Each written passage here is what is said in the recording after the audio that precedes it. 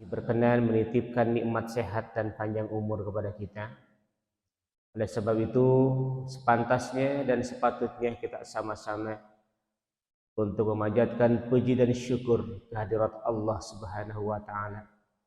Mudah-mudahan umur panjang, nikmat sehat yang Allah titipkan sampai hari ini kita bisa manfaatkan dengan sebaik-baiknya untuk senantiasa kita bisa berbakti dan mengabdi kepada Allah Subhanahu wa taala. Salawat serta salam semoga Allah selalu mencurah limpahkan kepada baginda kita Rasulullah Muhammad sallallahu alaihi wasallam, kepada keluarganya, para sahabatnya, para pengikutnya, para tabi'in sampai akhir zaman kelak. Kita awali kuliah subuh ini untuk sama-sama membaca kalimah thayyibah, dilanjutkan dengan Asmaul Husna. La ilaha illallah,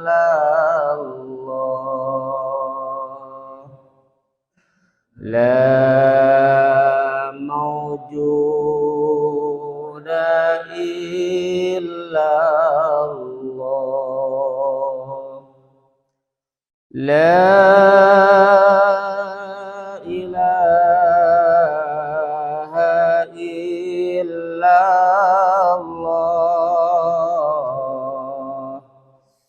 la ma'buda illallah,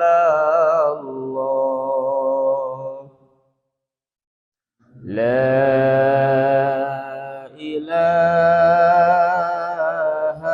illallah, la matluba illallah, la ilaha illallah, la maqsuda illallah. Bismillahi tawakkalna ala Allah, la hawla wa la quwwata illa billah. Astaghfirullahal azim,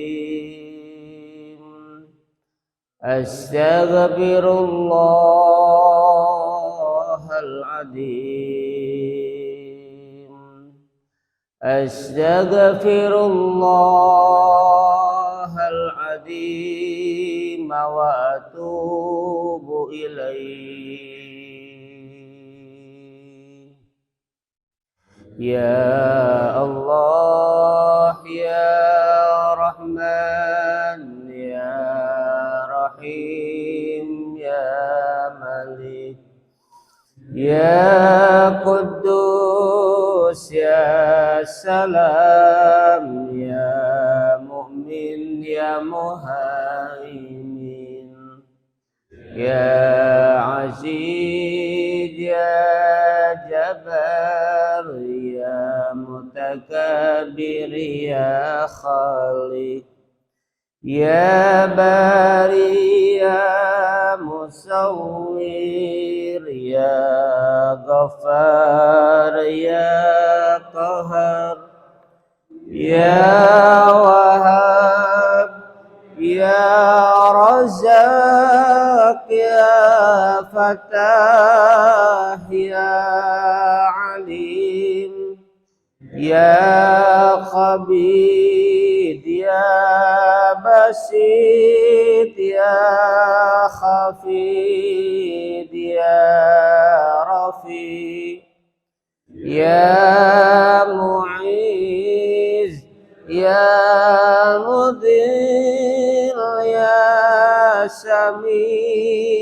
ya Basir ya Hakam ya Adil ya Latif ya Khabir ya Halim ya Azim ya Ghafur ya Syakur ya Ali ya Kabir ya Hafid ya Mukib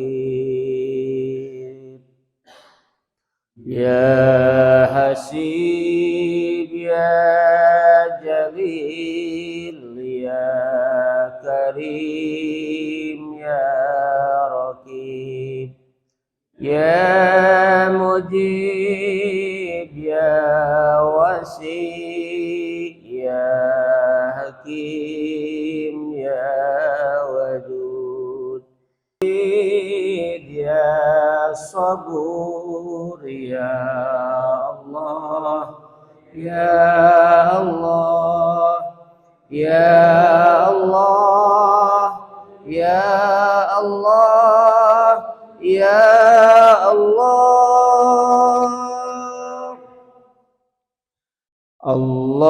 Allahumma salli wa sallim ala Muhammadin wa alihi wa sahbihi salli wa sallim wa barik alaihi. Bapak-bapak jamaah pengajian rahimakumullah. Hari ini kita sudah di penghujung bulan Rajab.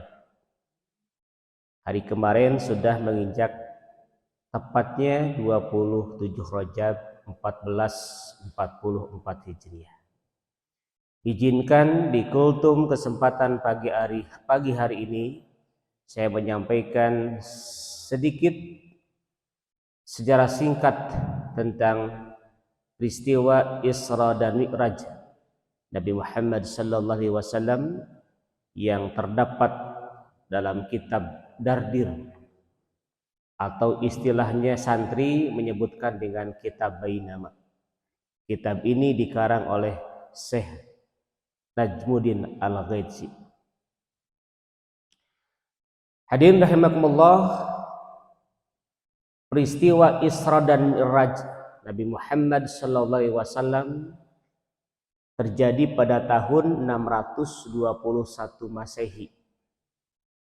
Jadi kalau dihitung 2023 kurang lebih 1402 tahun yang lalu.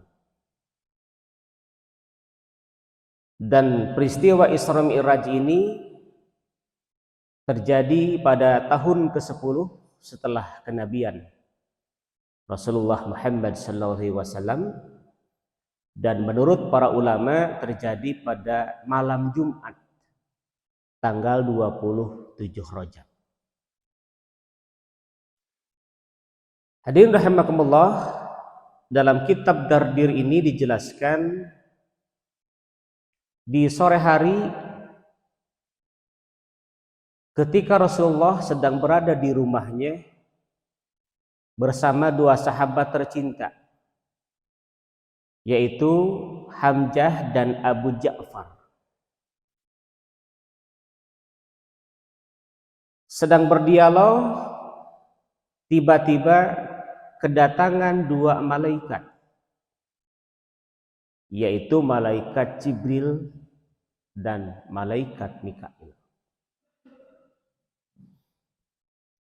Rasulullah merasa kaget dengan kedatangan kedua malaikat ini karena tidak ada informasi sebelumnya. Sementara kedua sahabat Hamzah dan Abu Ja'far tidak merasakan kedatangan kedua malaikat ini karena memang tidak melihat. Singkat cerita, Rasulullah dibawa oleh malaikat Jibril dan Mikail menuju sebuah sumur yang dinamakan dengan sumur Jam-Jam. Kenapa Rasulullah dibawa ke sumur Jam-Jam? Dalam sejarah ini dijelaskan Rasulullah dibelah dadanya, bahkan di dalam kitab ini dijelaskan fagosalahu thalasa marratin, sampai dicuci 3 kali. Kemudian setelah dicuci, maka malaikat Jibril memasukkan 1 ilman, memasukkan ilmu. Yang kedua hilman, sifat hilim. Kemudian yang ketiga wayakinan, memasukkan keyakinan kepada Rasulullah. Kemudian imanan wa islaman, keimanan dan keislaman dimasukkan ke dalam dada Rasul. Kemudian ditutup dadanya oleh malaikat Jibril dan Mikail, dan dicap di dalam dada Rasul bahwa Muhammad adalah khatamin nabiyyin wal mursalin, bahwa Muhammad adalah penutup nabi dan para rasul. Hadirin rahimakumullah, beres dibelah dada Rasul, kemudian malaikat Jibril dan Mikail mendatangkan 1 binatang. Binatang itu terkenal dengan istilah buraq. Buraq itu diambil dari kata al-barkun, kilat, cepat. Jadi dinamakan buraq karena kecepatan dari hewan ini bagaikan kilat. Perjalanan Isra dan Mi'raj dari Masjidil Haram, dari Mekah ke Masjidil Aqsa di Palestina, kemudian Mi'raj, naik ke langit ke-1, ke-2, ke-3, ke-4, ke-5, ke-6, ke-7 sampai Sidratul Muntaha, dijalankan hanya dalam semalam. Kalau peristiwa ini tidak didasari oleh iman, kalau hanya akal belaka, rasa-rasanya tidak mungkin.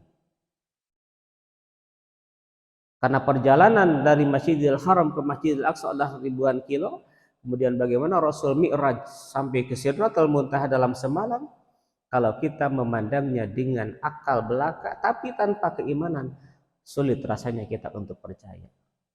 Maka ketika Rasulullah pulang dari peristiwa Isra Mi'raj, pada saat itu Rasulullah menceritakan tentang perjalanan Isra Mi'raj.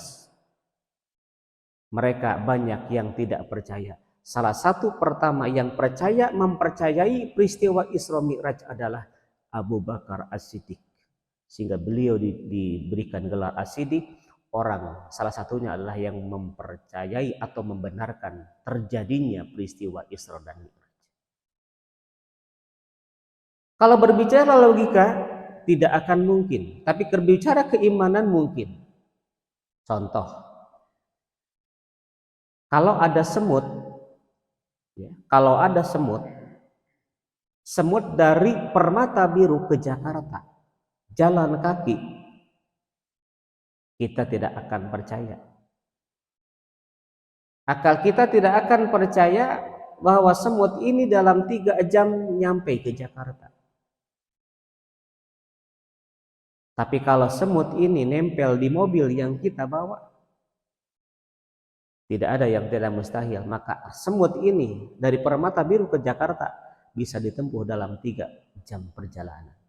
Begitupun perjalanan Isra dan Mi'raj yang pada saat itu diketawakan oleh orang-orang. Itu mungkin Muhammad, perjalananmu dari Masjidil Aqsa, Masjidil Haram ke Masjidil Aqsa sampai Mi'raj hanya dilakukan dalam 1 malam perjalanan.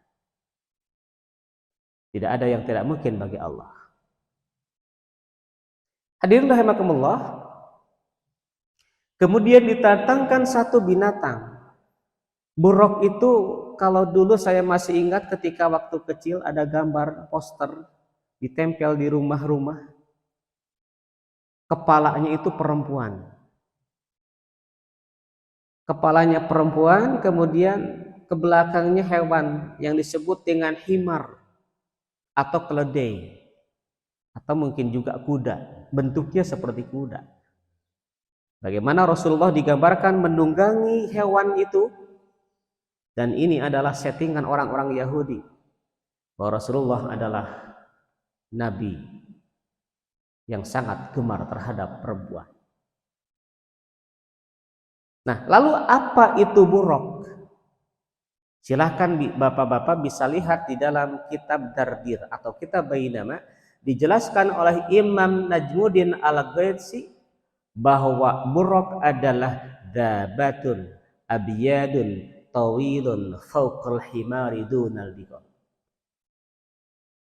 Digambarkan oleh Imam Najmuddin Al-Ghaitsi, buraq itu satu binatang. Apa bentuknya? Apa warnanya? Abyadun, warnanya putih. Buraq itu warnanya putih. Tawilun, tinggi besar. Tidak digambarkan seperti apa tingginya, seperti apa besarnya. Tawilun, tinggi besar. Fauqal himari dunal bigol. Di atas himar, di bawah bigol. Bigol itu anak kuda. Kalau himar itu keledai. Itulah sedikit gambaran tentang buraq. Nah, dijelaskan di dalam kitab ini, salah satu kelebihan dari buraq adalah ketika naik gunung, irtafa'at rijlahu. Kalau naik gunung, buraq ini manjangan kaki belakang, mondokkan kaki depan. Kalau naik gunung jadi manjangan kaki belakangnya. Sebaliknya, ciri buraq yang dijelaskan dalam kitab ini, ketika turun dari gunung, irtafa'at syadahu. Yang mondokkan teh kaki depannya, kaki belakang. Yang manjangan kaki depan, anu mondokkan kaki belakang. Sabalikna. Ya, lamun naik gunung nu hareup mondokan nu tukang manjangan. Lamun turun di gunung nu hareup manjangan nu hadap mondokan. Itu yang terdapat, yang saya temukan dalam kitab Dardir atau kitab Bainama. Hadirin rahimakumullah, setelah itu baru didatangkan yang namanya buraq itu. Bismillah, Muhammad didampingi di sebelah kanan malaikat Jibril, di sebelah kiri Jibril, di sebelah kiri malaikat Mikail. Bismillah, kemudian melaksanakan perjalanan Isra yang diawali dari kota Makkah Al-Mukarramah. Berangkatlah Rasulullah, kemudian data Nakhlin. Rasul sampai di satu negeri, di mana negeri itu data Nakhlin, banyak pohon kurma yang sedang berbuah.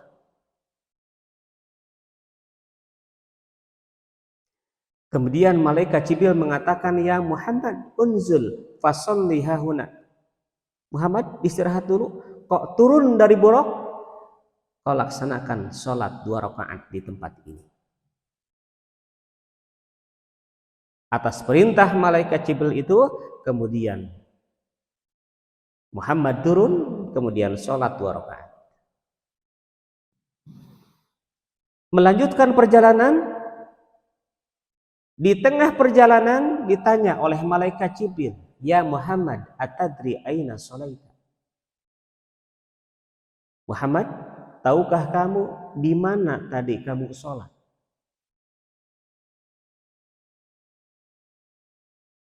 Lalu Muhammad menjawab, wahai malaikat Jibril, saya tidak tahu di mana tadi sholat. Cuma yang saya tahu tadi saya sholat di satu negeri, di mana negeri itu banyak sekali pohon kurma yang sedang berbuah. Baik Muhammad, kalau ingin tahu, saya jelaskan. Shallaita bitayyibah. Muhammad, tadi kamu disuruh turun dan sholat 2 rakaat itu di negeri Thayyibah.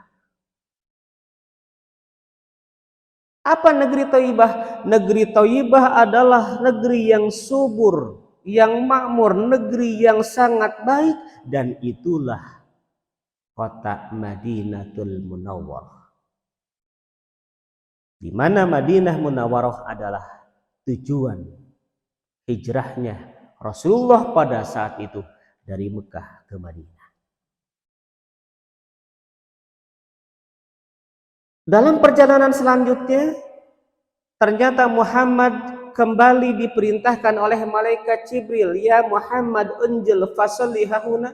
Muhammad turun lagi dari Buraq.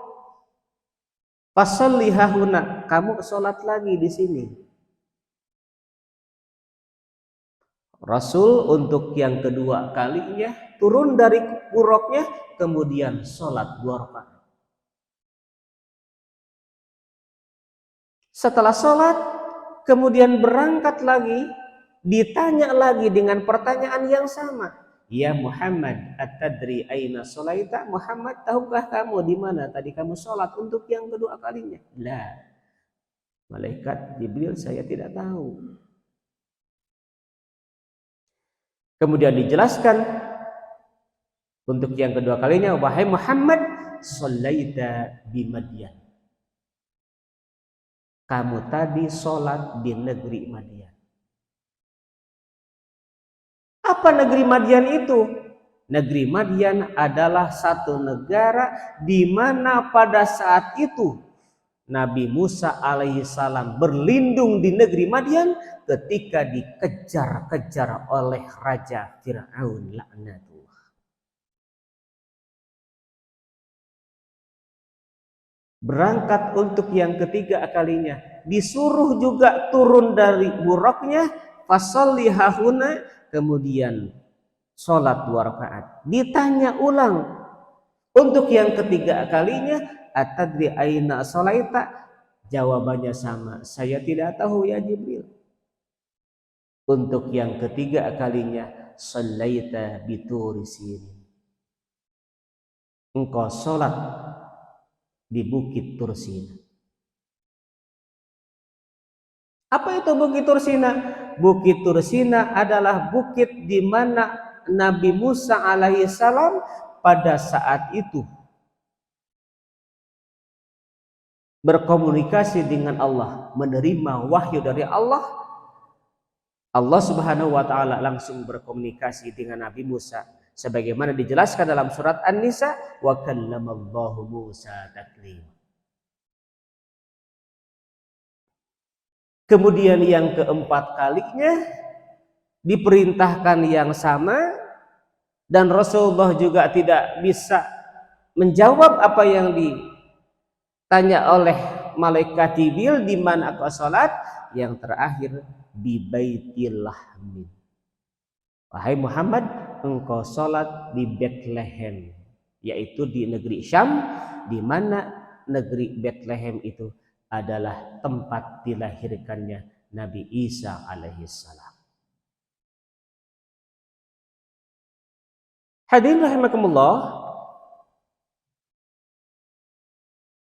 setelah 4 peristiwa yang terjadi, Rasulullah Muhammad diperintahkan untuk sholat di 4 tempat tadi, di negeri Thayyibah, di negeri Madyan, di Bukit Tursina, dan di Bethlehem. Kemudian Rasul melanjutkan perjalanan Isra-Nya. Namun tiba-tiba di perjalanan ada yang mengejar. Siapa yang mengejar Muhammad? Di perjalanan Isra ini, Muhammad dikejar oleh satu jin yang namanya jin Ifrit. Kenapa disebut jin Ifrit? Karena jin Ifrit ini memiliki kekuatan yang sangat luar biasa. Muhammad dikejar sambil membawa obor di tangannya. Apa tujuannya? Ingin membakar Muhammad. Ketika dalam pengejaran itu, kemudian malaikat Jibril berbisik kepada Nabi Muhammad, wahai Muhammad, ala u'allimuka bikalimatin. Muhammad, Maukah kamu selamat? Maukah aku ajarkan engkau dengan satu doa, dengan satu kalimat, dan insya Allah dengan doa kalimat ini maka jin iblis akan tersungkur dan obornya akan mati. Naam, wahai malaikat Jibril, saya ingin diajarkan doa ini. Di dalam pengejaran ini sambil dibisikkan kepada telinganya Muhammad, wahai Muhammad, baca doa ini. A'udzu biwajhillahil karim wa bikalimatillahi ta'amah. Baca doa a'udzu biwajhillahil karim, aku berlindung terhadap zatmu yang maha mulia, wa a'udzu bikalimatillahi ta'amah, dan aku berlindung kepadamu dari kalimah-kalimahmu yang sempurna. Dibacalah doa itu, kemudian tersungkurlah jin iblis dan obornya menjadi mati. Ini bisa kita baca, bisa kita amalkan. Ketika kita diganggu oleh jin, maka baca doa ini, dan doa ini adalah diajarkan oleh malaikat Jibril kepada Nabi Muhammad ketika dalam perjalanan Isra. A'udzu biwajhillahil karim wa bikalimatillahi tamah. Hadirin rahimakumullah, dalam kitab Dardir, dalam kitab Bainama ini dijelaskan, setelah itu Rasulullah menjalankan Isra-nya, diperlihatkan melihat neraka, dan Rasulullah diperlihatkan melihat neraka. Ada 9 tempat, 9 tamsil, perumpamaan yang diperlihatkan kepada Nabi Muhammad pada saat itu. Salah satu dari 9 yang diperlihatkan tempat kepada Muhammad baik di neraka maupun di surga, salah satunya Rasulullah dibawa oleh malaikat Jibril dan Mikail, diperlihatkan ke dalam neraka.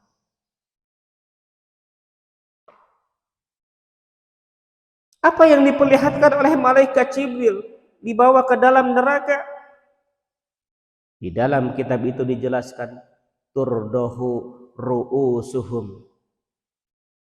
Ada satu umat manusia yang sedang dipecahkan kepalanya. Kullama rudihat adat kama kanat, tatkala kepala itu sudah dipecahkan, hancur, kemudian bersatu lagi. Kullama rudihat adat kama kanat, hancur, bersatu lagi. Kullama rudihat adat kama kanat, hancur, bersatu lagi. Muhammad tidak kuat melihat ada sekelompok manusia yang sedang disiksa dengan dipecahkan kepalanya. Lalu Muhammad bertanya kepada malaikat Jibril, ya Muhammad, man hulai? Wahai Muhammad, siapa mereka? Siapa umat manusia yang sedang dipecahkan kepalanya di dalam neraka ini? Muhammad sambil menangis bertanya kepada malaikat Jibril. Apa jawaban malaikat Jibril? Ya Muhammad, mereka adalah min ummati. Mereka adalah min ummati. Orang-orang yang sedang disiksa, dipecahkan kepalanya adalah umatmu Muhammad. Mereka adalah umatmu Muhammad. Wahai malaikat Jibril, ini umatku yang seperti apa yang di neraka disiksa dengan dipecahkan kepalanya? Haula'i alladzi tatasaqalu ru'usuhum anis salatil maktubah. Itulah Muhammad perumpamaan umatmu yang di dunianya kepalanya merasa berat untuk menjalankan sholat yang 5 waktu. Na'udzubillah, summa na'udzubillah. Astaghfirullah Rabbal baraya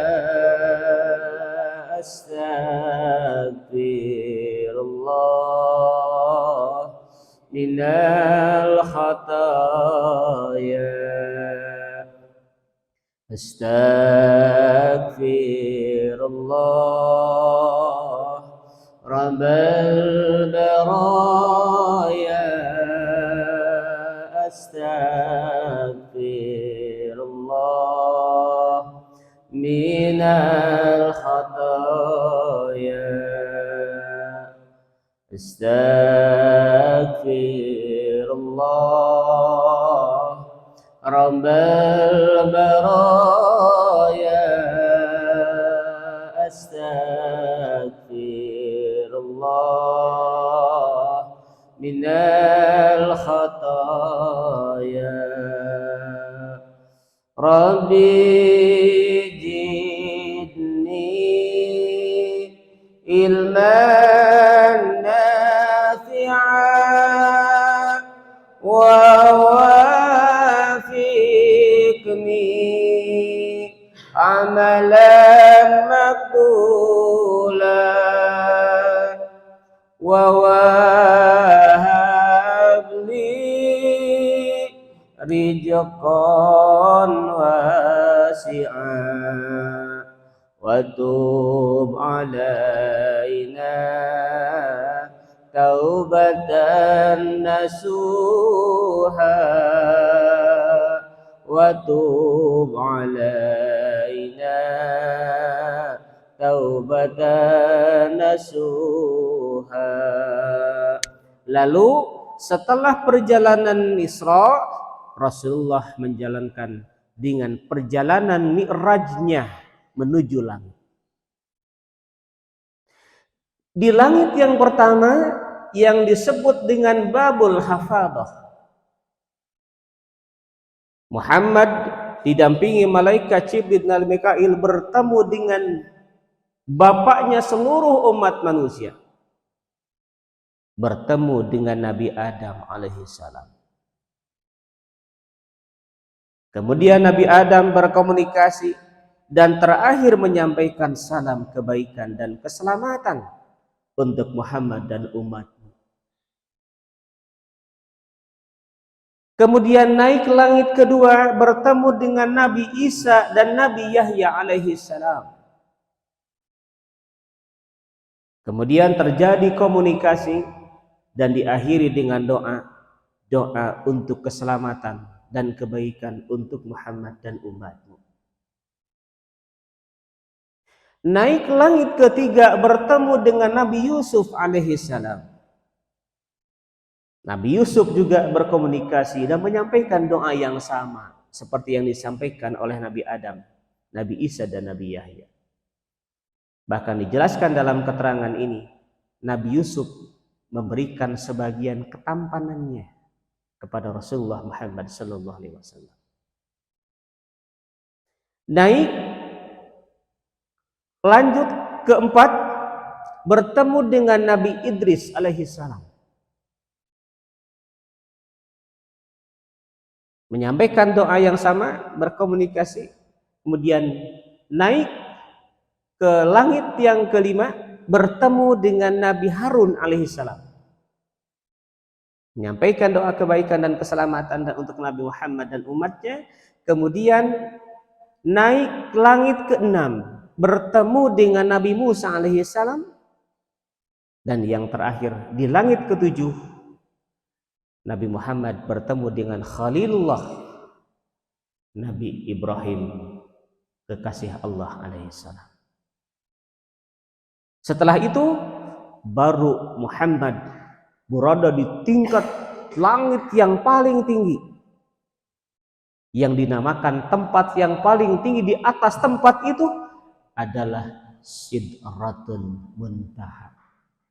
Disitulah Nabi Muhammad bertemu dengan Allah Subhanahu wa ta'ala. Singkat cerita, Rasulullah mendapatkan perintah dari Allah untuk menjalankan sholat 50 kali dalam sehari semalam.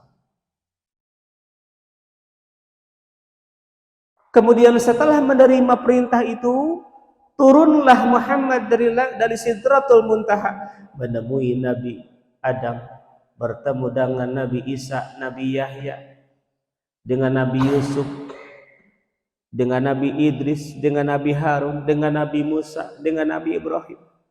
Mereka berkomunikasi tentang perintah salat 50 kali yang Allah berikan kepada Muhammad dan umatnya. Maka mereka para nabi yang ketika bertemu di langit 1 ke langit 7 mengusulkan kepada Nabi Muhammad, wahai Muhammad, irji ila rabbik, Muhammad balik lagi kepada Tuhanmu, fas'al khut tahfif, kau minta diringankan kepada Allah Subhanahu wa taala, jangan 50 kali dalam sehari semalam. Fa inna ummataka la tati'u ala dzalik, karena umatmu tidak akan mampu menjalankan salat 50 kali dalam sehari semalam. Bolak-balik Rasulullah bertemu dengan Allah, akhirnya Allah memerintahkan salat hanya 5 waktu dalam sehari semalam. Namun sayangnya perjuangan Rasulullah dalam memperjuangkan bagaimana meminta keringanan salat yang 5 waktu kepada Allah Subhanahu wa taala, sayang sekali lagi banyak sampai hari ini ketika diperintahkan salat untuk 5 waktu masih banyak yang meninggalkan salat, masih merasa berat kepalanya untuk sujud kepada Allah, sehingga pantas Allah Subhanahu wa taala memperlihatkan kepada Muhammad, inilah gambaran umatmu yang akan dipecahkan kepalanya, disiksa oleh Allah di dalam neraka, karena mereka adalah orang-orang umatmu yang pada saat di dunia merasa berat kepalanya untuk menjalankan sholat yang 5 waktu. Mudah-mudahan Allah Subhanahu wa taala berikan kekuatan kepada kita sama-sama untuk menjaga sholat 5 waktu kita. Insya Allah kalau kita sebagai mukmin muslim bisa melaksanakan sholat yang 5 waktu ini, Rasulullah mengatakan kita termasuk orang yang mendirikan agama. Tapi kalau selama ini kita mengaku mukmin muslim, masih ada orang yang tidak mau melaksanakan sholat yang 5 waktu, faqad hadamaddin, maka termasuk orang yang menghancurkan agama. Na'udzubillah summa na'udzubillah. Mudah-mudahan kultum singkat ini ada hikmah dan mu'ajah, khususnya untuk saya pribadi, umumnya untuk kita semua. Salatullahi wassalam ala man uhiyal Qur'an. Salatullahi